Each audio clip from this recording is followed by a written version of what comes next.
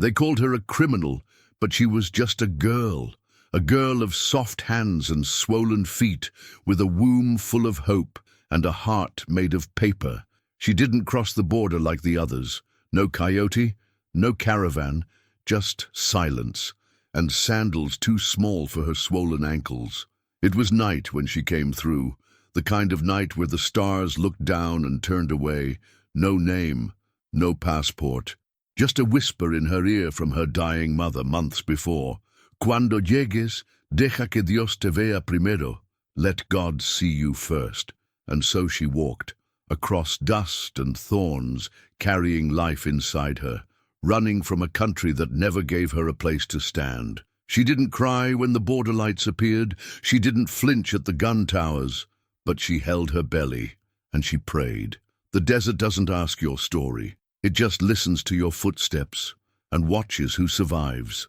And somehow she did. But the journey wasn't the beginning of her story, and it sure wasn't the end. Her name, they never wrote it down right. Her voice, they barely let her use it. But what she carried, that baby wrapped in a second-hand t-shirt, that was the part they couldn't ignore forever, because what she did next, what she left behind in that little church in El Paso, would one day make even the judge stop laughing. So if you've ever felt forgotten or guilty just for trying to survive, stay right here with me. This story wasn't born to be pretty. It was born to be told. The church doors were open, not wide, just enough. It was 4:27 in the morning. Cold air crept in through the cracked, stained glass. She stood outside, her back against the shadows, her arms trembling, not from fear, but from the weight. The baby, still warm against her chest, still quiet, too quiet. Born just hours before, on the floor of a stranger's shed, with nothing but an old sock to bite down on, and a broken hymn humming in her throat. She named him Luz, light, because she hadn't seen much of it, and maybe he could bring it back. She kissed his forehead once, twice, and then she whispered a prayer no one would ever hear again. Señor, si yo no puedo, hazlo tú. Lord, if I can't, you do it. She placed him at the foot of the altar, wrapped in the same shirt she wore when she crossed the border, still stained from the road, still damp from the storm. She didn't leave a note, didn't leave a name, just a small wooden crucifix tucked inside the folds of cloth. Then she turned around, and she ran, but not far, because sometimes, even when you let go, your heart stays behind. They found the baby minutes later, crying now, strong lungs, eyes wide like they'd already seen too much. The priest called it a miracle. The nurse said it was negligence. The state called it abandonment, and when they finally found her curled up behind the church garden, bleeding and barely breathing, they didn't see a mother. They saw an illegal. They didn't ask her why. They didn't care how. They cuffed her before they cut the umbilical cord, and that was just the beginning of their cruelty, because next came the trial, and the judge, and her laughter. But what that judge didn't know, what none of them knew yet, was that someone else had seen what happened that night. Someone who couldn't forget it. Someone who had proof. The courtroom smelled of old paper and cold air, a place where names were mispronounced, and souls were processed like paperwork. She sat in silence, hands cuffed, ankles chained. Her hospital gown replaced by a brown prison uniform 3 sizes too big, her hair still wet from birth, milk leaking through the fabric, but no baby in her arms. And across the room, high above her, like some godless angel carved in stone, there she was, Judge Marilyn Kent, white, powdered, pearls on her ears, red on her lips, the kind of woman who never had to run from anything, whose ancestors didn't need to cross deserts barefoot, whose hands never held hunger. She looked at the girl, barely 19, no English, no lawyer who gave a damn, and she smiled, not with her lips, but with that little smirk of someone who's already decided. Miss, whatever your name is, she said, flipping through papers like they were trash. You left a newborn at a church. No passport, no documents, no regard for American law. She paused, took off her glasses, and laughed. Is this some kind of immigrant fairy tale? You cross illegally, birth a child, leave him like a basket case and expect sympathy. The room was silent. No translator, no defender. Just her, and the sound of her own breathing. That laughter, it wasn't just cruel. It was designed to humiliate, to erase, to crush whatever dignity the girl had left. She wanted to scream. She wanted to tell them everything, about the gang back home, about her sister who never made it, about the baby's father already buried, about the song her mother sang the night she died. But she said nothing, because silence was all they ever let her keep. They sentenced her that day. 4 years in a private detention center. No appeal, no trial, just a signature and a smirk. But what Judge Kent didn't see was that someone had been sitting in the back row, a woman, young, tired, carrying a folder too thick to be ignored. And that woman? She had heard the prayer left at the altar, and she had a secret the judge would come to fear.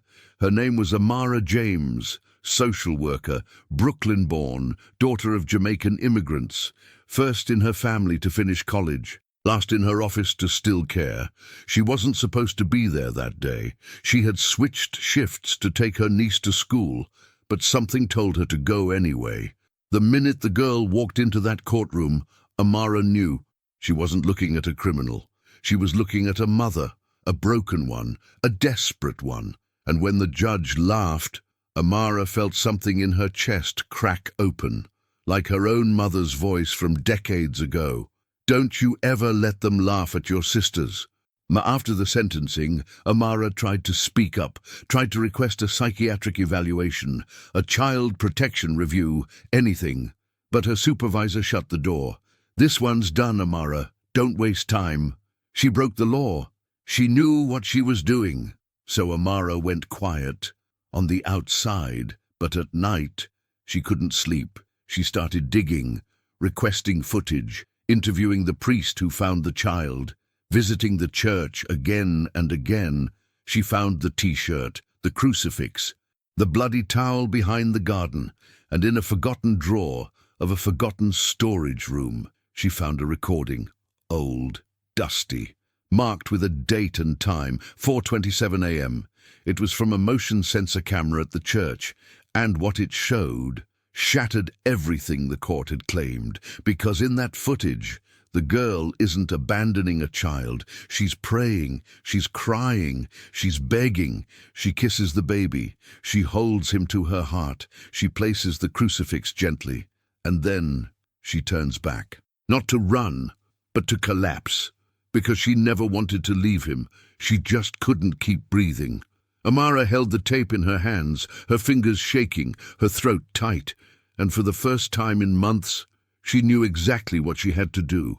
But before she could act, someone knocked on her door, hard, and when she opened it, it wasn't a friend. It was just after midnight, the kind of hour when silence feels heavier than sound, when even the moon seems to be holding its breath. Amara had just finished labeling the envelope, "The truth, do not destroy," with trembling hands. She didn't hear the footsteps, didn't see the shadow move past her window, but she felt it.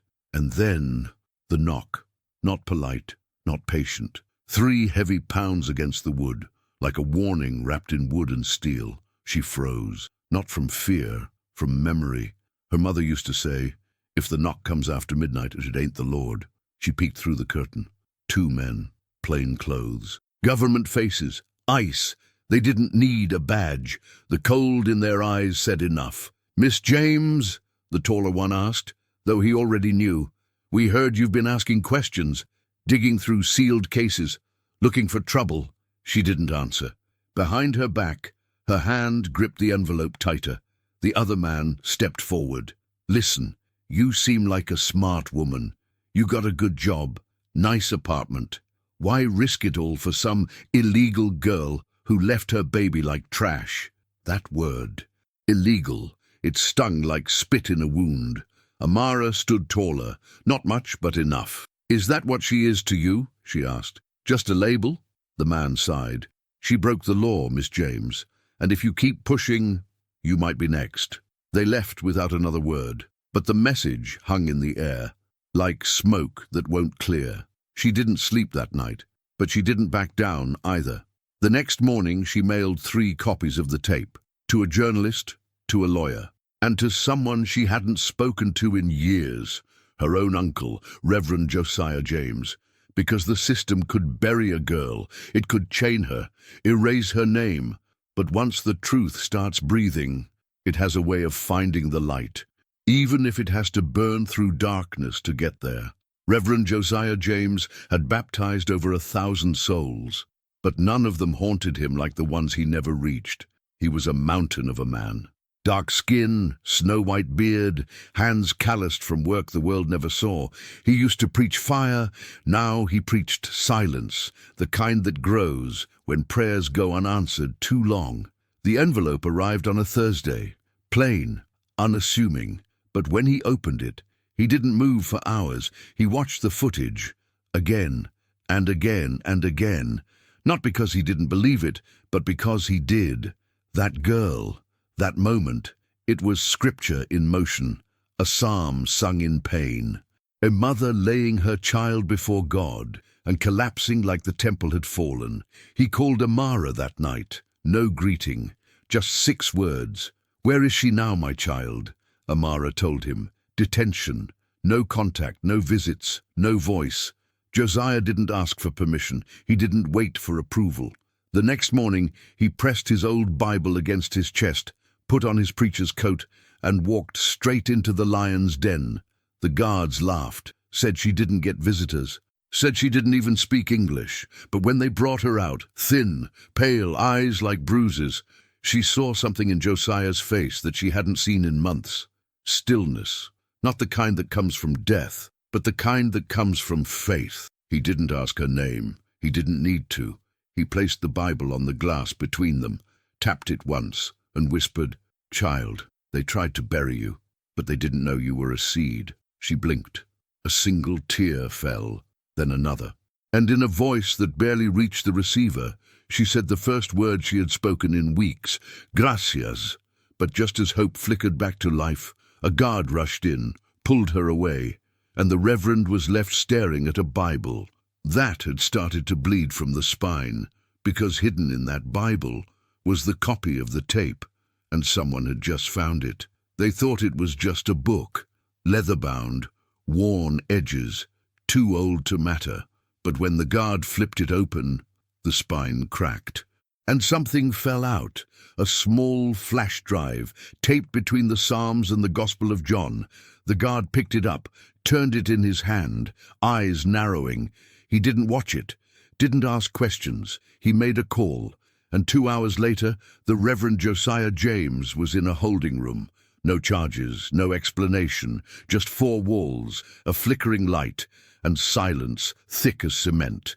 He waited the way men of God do, with patience that can bend time. Eventually, the door creaked. A man in a suit stepped in, thin lips, cold hands, government seal on his badge. "You brought contraband into a federal facility," the man said. Josiah didn't blink. "I brought truth." The agent tossed the flash drive on the table. "You don't get to define that here." Josiah leaned forward, voice low as thunder. "Then maybe it's time someone did." The agent paused. "Where did you get this?" "From someone who still believes in justice." "And who would that be?" Josiah smiled, slow, tired. "She goes by Amara, but I call her the whisper that woke the lion." The man didn't smile. He just gathered the drive and left. Josiah was released at dawn. No record, no paper trail. But something had changed, because the system didn't just fear the girl anymore. Now, they feared what she represented, truth wrapped in suffering. A mother's love recorded in shadow, a Bible that bled, and while Josiah walked out into the rising sun, Amara was already 2 steps ahead. Because the story had just gone public, it aired on a Sunday morning, while churches rang their bells, while white families dressed their best, while immigration officers sipped bitter coffee in fluorescent silence. The headline burned across the screen, "Exclusive. Hidden footage reveals mother's desperation at El Paso church." The footage played, uncut, unnarrated. Just her, kneeling, shaking, placing her child down like she was placing him into the hands of God himself. Viewers across the country sat frozen. Forks paused mid-air. Mothers pulled their children closer. Judges turned off their phones. But it was too late. The tape had gone viral in less than an hour, and with it came the names, the court documents, the face of Judge Marilyn Kent, smiling as she laughed at a girl who never stood a chance. Amara watched it all unfold from a cheap motel room, curtains drawn, laptop glowing. Her phone wouldn't stop ringing. Calls from reporters, from activists, from people who just wanted to say, "I'm so sorry, I didn't know." But none of that mattered, because one voice hadn't been heard yet. One voice had been silenced from the start. The girl in the video, and as the noise grew louder, as protests formed outside the detention center, as the judge deleted her social media and cancelled interviews, that girl still sat in her cell, still alone, still waiting, until that night when a new guard came, quiet, respectful, and slipped her a letter through the bars, 4 words, handwritten. "The world saw you." She held the paper to her chest, closed her eyes, and for the first time in a long time, she slept without fear. But justice doesn't come easy, and the ones who laughed, they weren't done yet, because the next morning she was gone. No alarm, no transfer record, no phone call, just an empty bed. Her name vanished from the system like it had never been there. No inmate ID, no fingerprints on file. The detention center claimed she was relocated. ICE said they had no comment. The judge refused every interview, but Amara knew better. She stormed into the office of her supervisor, eyes blazing, envelope in hand. "Where is she?" she demanded. The woman behind the desk didn't flinch, didn't blink. "Amara, you're not authorized to—" "I don't need authorization to care." The supervisor sighed, tired, irritated. "They moved her to a facility in Arizona. No visits, no communication. National security, they say." "National security?" Amara spat. "She's a 19-year-old mother who left a baby at a church." The woman stood up. "You don't get it. You shook something loose. Now they're trying to lock it all down." Amara turned to leave, but before she reached the door, the woman said quietly, "You didn't hear this from me. But she's not in Arizona, and she's not safe." That night, Amara called Josiah, told him everything, the lies, the cover-up, the threat. The Reverend didn't curse, didn't shout. He just opened his Bible to the book of Exodus and whispered, "Pharaoh always tightens his grip right before the waters part." The next morning, Amara got on a plane, one way, no luggage, just a copy of the footage, and a prayer tucked in her back pocket, because if the system was going to disappear that girl, then she would go and find her, even if she had to walk through fire to do it. The desert don't lie. It shows you exactly who you are. Every blister, every breath, every prayer that don't get answered fast enough. Amara drove west through dust and heat. No map, no destination, just a whisper she couldn't ignore. A woman at a gas station in Las Cruces had seen something. A van, federal plates, a girl who looked like she hadn't eaten in days. No name, the woman said, but she was humming something, like an old lullaby, kept clutching a piece of cloth. Amara's heart jumped. She pulled out a picture, the only one that existed. It wasn't much, just a still frame from the church camera, but the woman's eyes welled up. That's her. From there, the trail got colder, hotter, meaner. Everywhere she asked, people shrugged. Some looked scared, others just tired, until a boy, maybe 12, tapped her shoulder outside a diner in the middle of nowhere. "You looking for the girl who don't talk?" he asked. Amara nodded. "She helped my grandma pick oranges last week. Then the van came back. Took her." "Where?" she asked. The boy pointed to the hills. "Camp X, it ain't on no map." Amara didn't wait. She drove into the desert like a storm, tires kicking up decades of silence. She didn't know what she'd find, didn't know if the girl was even alive. But she did know one thing. You don't walk through fire for no reason. And if the system was hoping to bury her story, then Amara was ready to resurrect it. But when she found the camp, the gates were already open. and something was burning inside. Smoke rose like a prayer that never made it. Black, bitter, full of names the world refused to speak. Amara stood at the edge of the gate, eyes stinging, mouth dry from miles of silence. Camp X wasn't on any map, but it existed. Half-burned files littered the ground, cots overturned, doors left swinging in the heat. No guards, no fences, no answers, just ghosts. She walked through the wreckage, hands shaking, heart pounding like a drum in mourning. In the corner of what used to be the infirmary, she found a pile of ash, charred fabric, half-melted soap, a rosary, melted into the metal frame of a bed, but no body, no girl. And then something moved, a whisper behind a cabinet, a cough. Amara froze, moved slowly, and found her, alive, curled up, eyes hollow, fingers wrapped around a piece of cloth, the same shirt, the one she used to wrap her baby. She looked up, didn't speak, but when Amara knelt down and whispered, "They saw you, Miha. The whole world saw you." The girl trembled, then cried, silent tears, the kind that don't ask permission. Amara held her, rocked her like a child. Behind them, the camp kept burning, and above them, the sky stayed silent. But something had shifted. She wasn't a prisoner anymore. She was a witness, a flame that refused to die, and though the fire tried to erase her, all it did was set the truth free. But while the world was starting to listen, Judge Marilyn Kent was already preparing her next move, because the fall always begins with one last scream from the top. Marilyn Kent watched the news with her curtains drawn. She had once ruled with a smile, her words sharper than her sentences, but now she barely slept. The footage, the protests, the tape, her name, her laugh, her legacy, all twisted into a single damning headline: "The Judge Who Laughed." They knocked on her door every day now. Reporters, protesters, even pastors. But she refused to speak, refused to blink, until the subpoena arrived, a federal inquiry, perjury, obstruction, and, worse than all, negligent disregard of human dignity.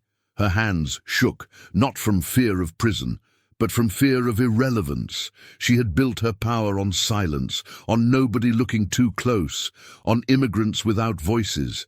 Now the voices were everywhere, in marches, in courtrooms, in songs. She poured herself a drink, sat alone in her velvet chair, and remembered the girl's face. She hadn't cared at the time, hadn't even looked twice.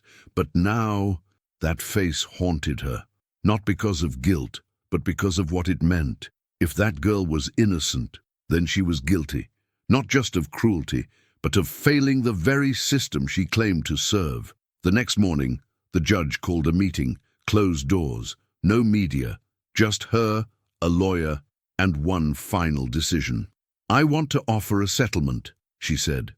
"Expunge the record, release the girl, and bury this before it buries me." But what she didn't know was that Amara had already filed the lawsuit, and it wasn't just about one girl anymore.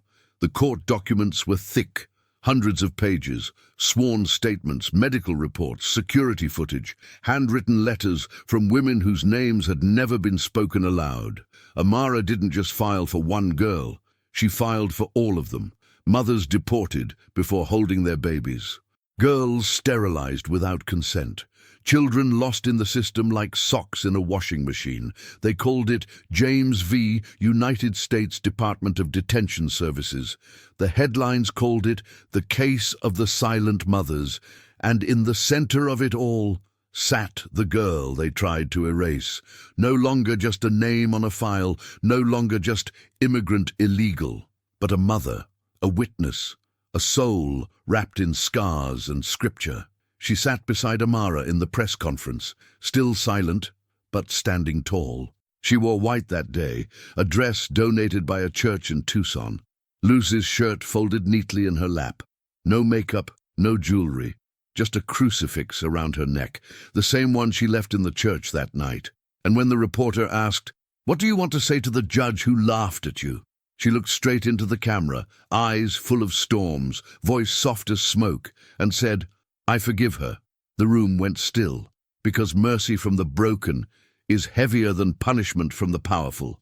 That moment didn't fix everything, didn't undo the years, didn't bring back her lost time, but it opened a door, and through that door, the country began to walk differently, some with shame, some with hope, but all with eyes a little wider and far away. Behind a gated estate, Judge Kent watched it unfold. Her pearls sat untouched on her vanity. Her robe hung in the closet like a ghost, and she whispered to no one. Maybe I should have listened, but it was too late for her. Because the world had already found a new kind of justice, the kind born not in courtrooms, but in fire and silence and unshakable truth. The boy was 7 now, fostered, safe, curious. He had his mother's eyes and her silence. But on the day he learned to write his name, he asked for something strange. "Can I write a letter to the woman who prayed for me?" His foster mom nodded, handed him paper, crayons. He didn't write much, just a few crooked lines, but every one of them held weight. "Dear Mummy, I saw a picture of you today. You looked like an angel. I hope you're not sad anymore. I have a bed now and books, and sometimes I dream about you holding me. When I grow up, I'm going to find you.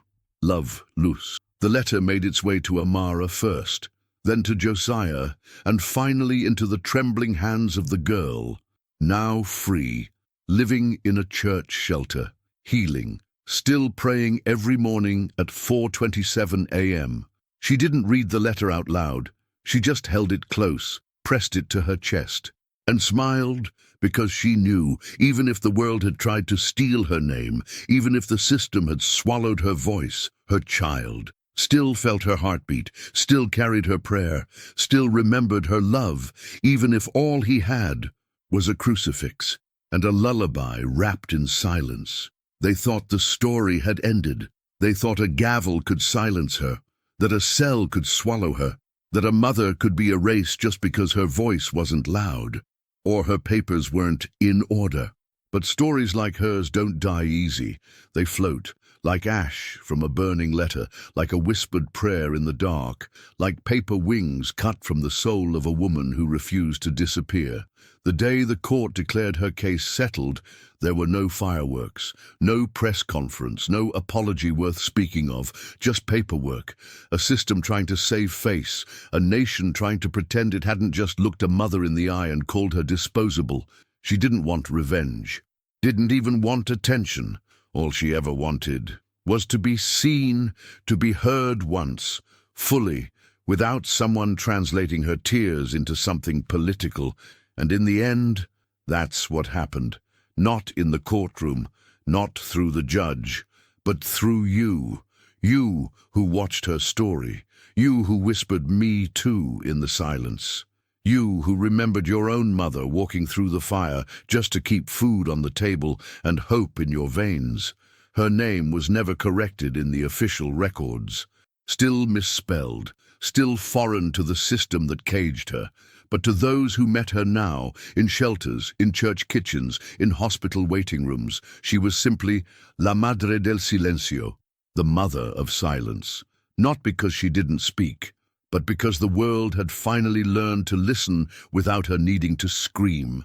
She started volunteering, quiet work, cleaning sheets in women's shelters, praying with girls in ice-holding cells, singing lullabies to babies who didn't have names yet. Sometimes she would sit outside the courthouse where she was once sentenced, just sitting, watching the doors, waiting for someone to walk out with that same empty look in their eyes. And when they did, she would stand up, not to lecture, not to rescue, just to stand beside them. Because sometimes the most radical form of justice is not fixing what's broken, it's refusing to let it break you again. And Luce, he grew up with a gentle heart. The kind of boy who touched everything like it might break. He loved science. He hated fireworks. He didn't talk about the early years much, didn't have to. It was in the way he held his breath when people argued, in the way he folded his shirts with surgical precision. His foster mother kept her promise, letters, updates, photos sent to a post office box under a borrowed name. She never replied, not because she didn't care, but because she was afraid of wanting too much. afraid of being told no again. But she kept every photo, every drawing, every note scribbled in crayon and hope. She read them like scripture until one day, one summer morning, he knocked on the church door himself. He was taller than she imagined. Same eyes, though, same silence. She opened the door slowly, heart thudding like a drum that had waited too long to be played again. He didn't speak, just reached into his backpack and pulled out something folded, the T-shirt, faded now, but still holding the weight of that night. He had found it in a box at his foster home, with the crucifix, with her name scribbled faintly in the corner. He held it out to her. "I think this is yours." She took it with both hands, and for the first time since he was born, she allowed herself to cry. Not quietly, not in secret, but openly, fully, as if the desert winds had finally loosened her soul. He didn't ask questions, didn't need to, because some truths don't need translation. Some love don't need blood. And some stories were never meant to stay locked in courthouses and case files. They were meant to fly. Later that night, they sat under the same stars that once watched her cross a border with broken feet and a swollen belly. "Luce," asked her, "why didn't you come for me sooner?" She looked down at her hands, then up at the sky. "I never stopped coming, mijo. I just had to walk slow, because the world was holding my ankles." He nodded, didn't press. Then in a small voice he said, "I heard you singing, in my dreams. I don't remember the words, just the sound. It felt like home." She smiled, not the kind of smile for pictures, the kind that breaks something open in your chest, and she whispered, "It wasn't a dream, it was a promise." They stayed like that for a while, two shadows under the moon, two lives once torn apart by a system built to forget them. And yet, here they were, breathing, smiling, healing, slowly. The judge. She resigned quietly. No trial, no prison time, just silence.